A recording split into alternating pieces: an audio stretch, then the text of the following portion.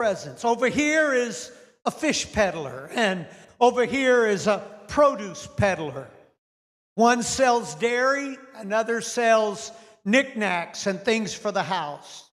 But one curious peddler was called the ragman. The man who went to the streets and shouted, "Ragman, ragman, new rags for old."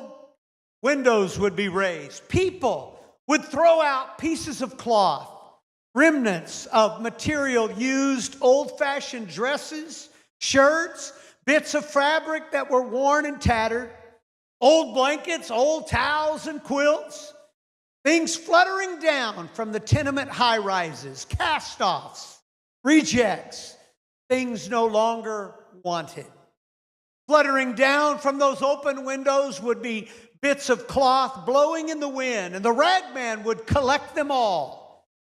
And that evening, he would sit down and he would begin to fashion something of worth from yesterday's cast-offs.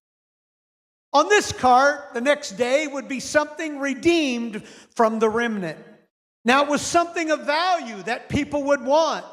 Can't you just see him as he goes to the streets shouting, "Ragman, ragman, new rags for old"? The redemptive work of the Lord Jesus Christ is how he takes rejects and he makes them into something worthwhile.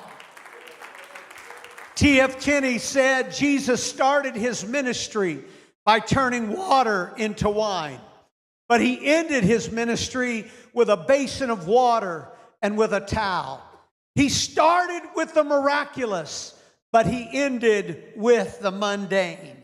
Today I preach to you the story, do you know the ragman? Do you know the ragman? The one who can take something worthless, the one who can take a towel and he can turn it into a tapestry. When Jesus arrived in the upper room, he found the disciples bickering amongst themselves. Who's going to be the greatest in the kingdom? They were going back and forth. No, I'm going to be the greatest. No, I'm going to be the greatest. They were bickering back and forth on the eve of Calvary, on the eve of the purpose that Jesus was born. Here they are, not celebrating the Passover lamb or the lamb that was slain before the foundation of the world.